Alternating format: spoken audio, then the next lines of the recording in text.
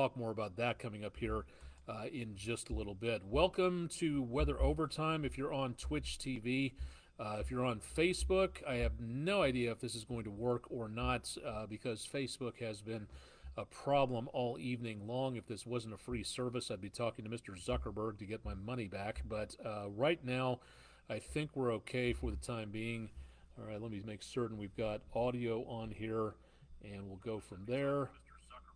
Okay, so far so good. So that should do it for current checks around the area. So let's go ahead and dive in and get into all the details. We have no rain across the area. We did have a red flag fire alert for northern Georgia. We don't have that in effect now. It'll probably be back in some form or fashion as we go into tomorrow. So stay tuned to News 12 for more there. We do have, again, the potential for some more rain out there, and we need it. We're behind by 1.5 inches for the month of November. We got a decent amount of rainfall last week, Monday, and that's as much as we've gotten, more so than what we've gotten in 3 months' time. August, September, and October, barely a couple of inches there, so we made up for some of that, but we're still very much on the dry side for the month. For the year, we are behind 8 1/3 inches, and that means that if we want to make up from here on out, from this day, November 28th, forward, if we want to try to finish up the year just by breaking even on rainfall, we would need to get somewhere around 1.75 inches every single week to almost 2 inches every single week. And that just doesn't appear to be happening at this point. Now, we may be looking at the potential for some more rainfall.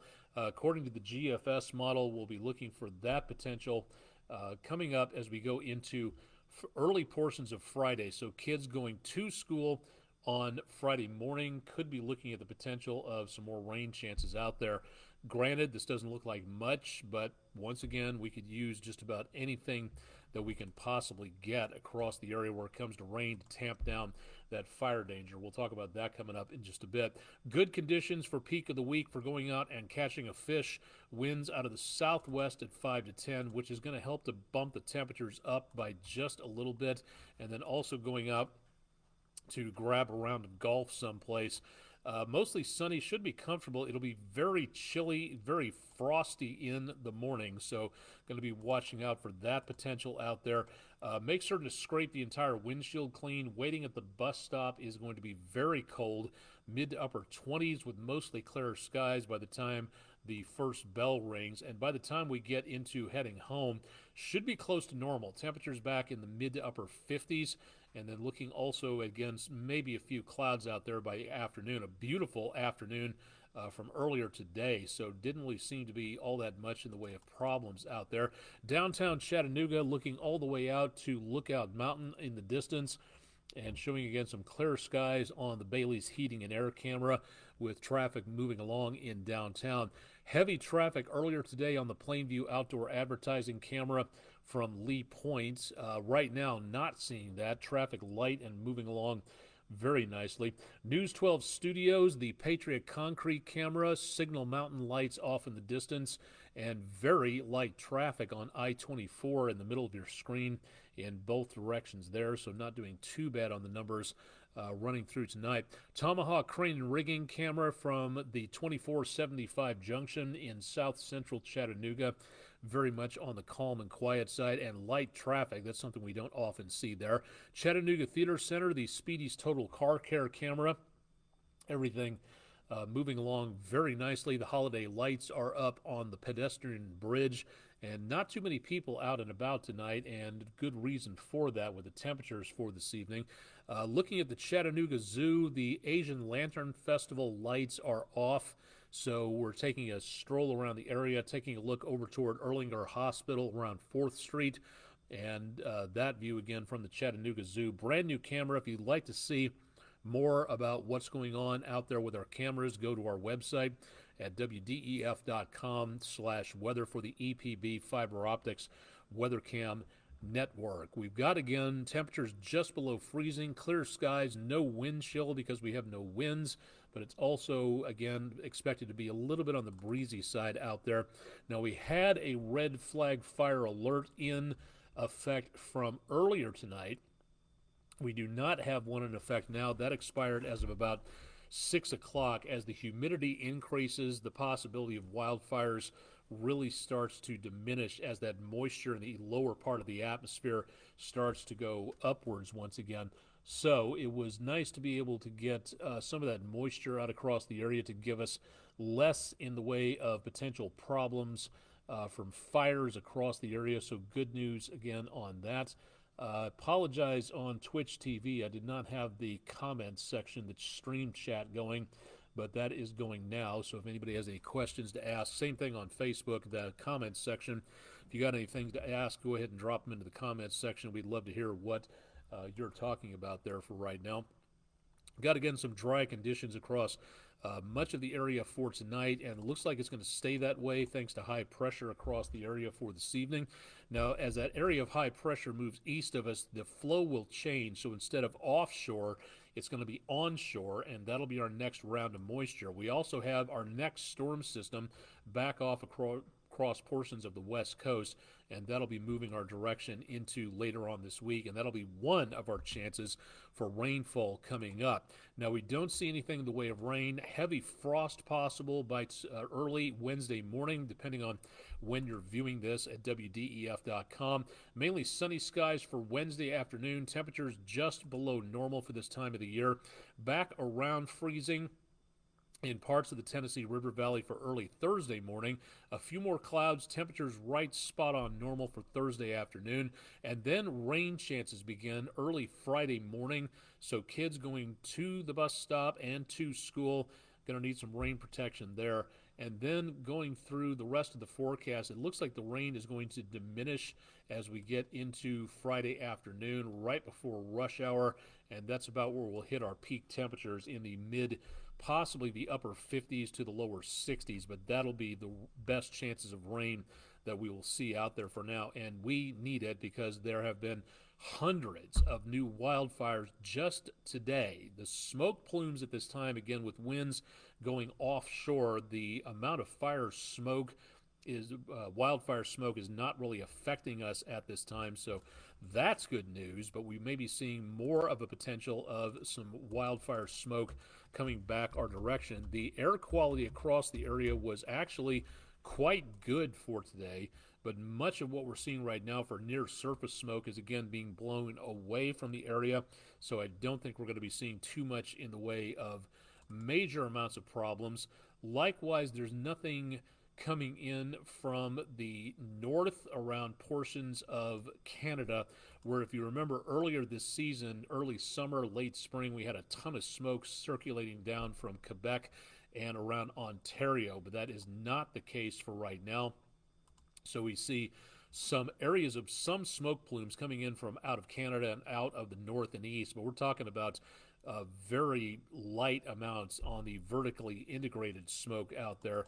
Now, last 12 hours, again, we have not really seen hardly anything to worry about for now, so visibility is not really a problem down toward the surface, but we will see the potential of more smoke plumes out there in the next about 24 to 48 hours, as long as it stays very much on the chilly side and the dry side for that matter as well. So tomorrow morning, once again, another couple of minutes to get the windshield scraped off enough so you can see everything in front of you, not just periscope driving. That's just not a good idea to begin with, so please keep that in mind.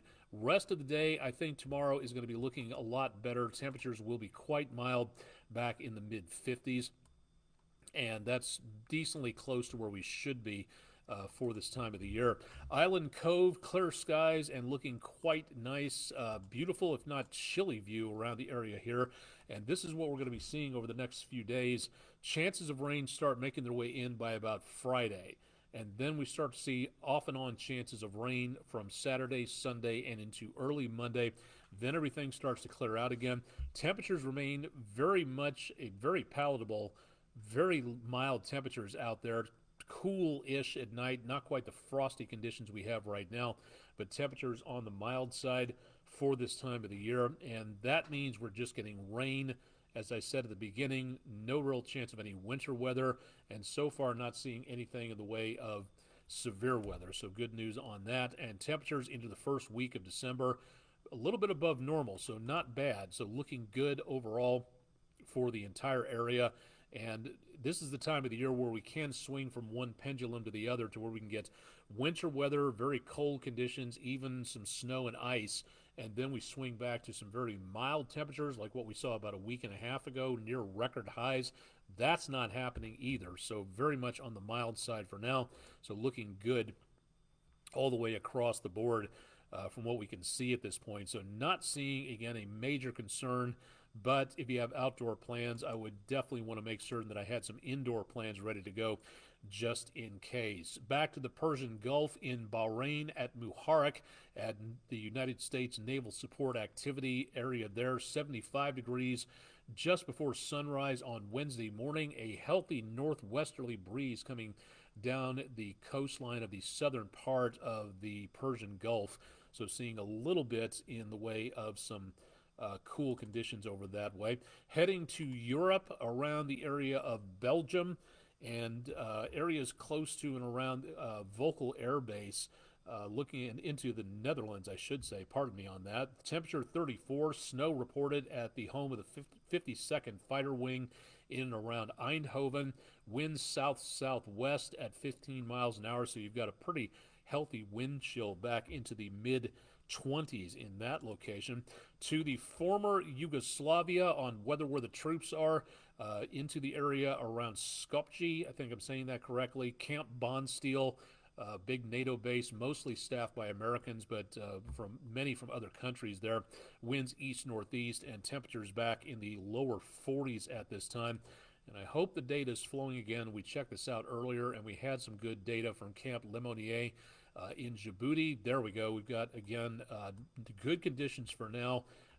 Few clouds around the area right at 6 o'clock in the morning on Wednesday, and otherwise looking at a heat index about the lower 80s or so, so not doing bad. This is our little way of trying to, at this time of the year, everybody's in uniform. A lot of people are serving overseas, and they can't make their way home.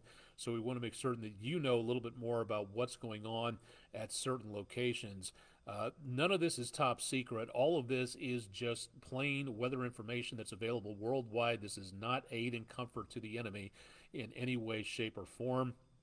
I've been accused of that by featuring this from certain people from time to time over the last few years, but it's just our little way of trying to say happy holidays and thank you to whoever your friend, family, or loved one is serving and wearing the uniform of our country. So thank you very much for supporting them on the home front, and hope everybody gets home soon so they can celebrate wherever they happen to be. Joint Region Marianas, Guam at Yigo Anderson Air Force Base, 85. Winds pretty stiff out of the east-northeast out there in the middle of the Pacific, 20 miles an hour, and 94 is the heat index with some haze around and some decent visibility showing up there, so not doing too bad at that location. And let's throw one more in here. Let's head over to the Korean Peninsula, southern part of the area there off the Sea of Japan, and temperatures quite on the chilly side, not as bad as it can be. The close proximity here around Mongolia and back up toward China and Russia, you can get from Siberia some powerful cold bursts that can roll across parts of eastern China, and that can really make things very much on the chilly side. But for right now, in the southern part of the Korean Peninsula, around freezing around Gapyeong in the northeast part of the country, 36 with snow reported in Seoul, 37 around Gwangju, Busan at 45, 43 in Daegu, and Gunsan at 43 degrees. So all things considered, it's not quite as bad as it could be in this particular area, so not really looking too bad there. Let's take one more stop, maybe two here for just a second. We are days away from the end of hurricane season, and as of right now, the National Hurricane Center in its 2 to 7 day forecast at least not showing anything for the next 48 hours. So it looks like we might be creeping up on the end of a very quiet finish to the hurricane season. Hopefully it stays that way. We still have Vince and Whitney to go when it comes to names, so we still can do that. pretty easily, again, if something gets started. But for right now, it doesn't appear conducive for anything to be developing. Let's take one more stop. We try to feature this as much as possible on a daily basis, especially on Prime News at 7, talking about climate change, protecting our planet, and what all of us can do as humans to accomplish that, to make certain we remain and retain a livable place in space, because there's nowhere else we can go in the solar system or anywhere else except here. So we have to make certain this planet stays healthy and functional, and we all play a part in that. So something to think about on that. In the meantime, and study from the Ipsos site talking about what's going on with attitudes about climate change ahead of the upcoming COP28, United Nations Climate Change Conference, which is starting this week over in the Middle East. A lot of controversy over this in regards to how much control and how many people in the oil business are actually at the top of the heap with this climate change conference going on. So some really interesting stuff happening, but also some very worrisome issues taking place at this climate conference, to where brokering oil deals doesn't really seem to be the best way of doing things here, at least from an environmentalist point of view. Something to think about. We need to draw down fossil fuel use. We need to prevent the burning of fossil fuels to put more carbon dioxide in the atmosphere. And a climate conference, you would think, would be more about that, but it doesn't look like this. But this Ipsos study asking people how they feel about climate change right now. How hard do you think your respective governments are doing, your businesses around, your citizens in your country? How hard do you think they're working to tackle climate change, among other questions? And it's a very sobering view and a very unique one to take a look at the attitudes worldwide by a lot of people, not just in the United States, but all around the planet, and how they feel things are going. So if you'd like to see what your fellow travelers on Spaceship Earth are saying, here's a good opportunity to do so. All you have to do to find this is to go to my social media pages, and you can find me out there on Counter Social. You can find me on Mastodon. You can find me on YouTube, Instagram, Counter Social, Facebook, X, Instagram, Reddit, Tumblr. I'm out there at various locations. If you'd like to play a game of chess, I'm on chess.com and lichess.org if you'd like to play a game there. So something to think about, again, for right now, what's going on, and keep it tuned to News 12 as we keep you updated on everything else happening. You've got about maybe a little bit more than 48 hours until the end of NaNoWriMo. November is National Novel Writing Month, or NaNoWriMo for short, and the hashtag you should be writing. It's your opportunity to get the book you've been putting together up here out onto paper or onto a computer disk. Really dating myself with that one there. But tomorrow, a good place to be would be, I would say, the Chattanooga Public Library. Set yourself up with a few books around that you can thumb through and get some ideas.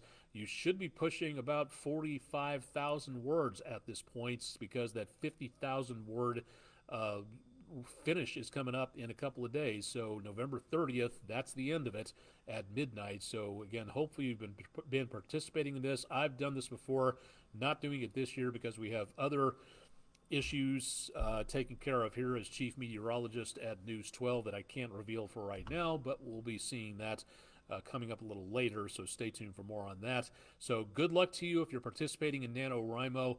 You're almost there. Again, should be about 45,000 words, give or take, and I hope you make it the start of your new novel and your adventures as a writer and an author. So look up more about this at nanowrimo.org, if I'm not mistaken. I haven't seen whether or not we've got a writing chapter going on in Chattanooga or the Tennessee River Valley, but it's something to think about. So something to take a look at there if you are going to be doing anything with that. So good luck, and hopefully you finish strong in the next couple of days and make it over that 50,000 word limit. Think that should do it for tonight. We've got everything much to talk about for this evening.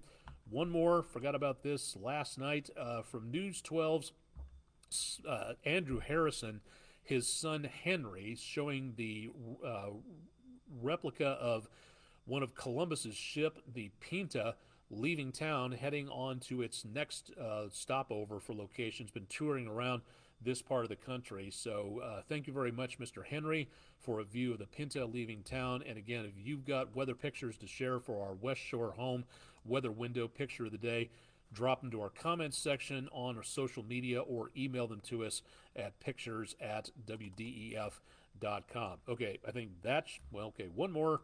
The Panagua Auto Mall weather question of the day. A giant wall of moving dust or sand, usually over desert regions, is called A, a sou'wester, B, a haboob, C, a tempest, or D, a black blizzard. The most popular answer was tonight, actually, this is an old graphic, so haboob was the most popular and the correct answer. So if you'd like to vote in our next weather question of the day, head to wdef.com/vote now, and you can participate there by voting all through the day tomorrow and all through the rest of the week.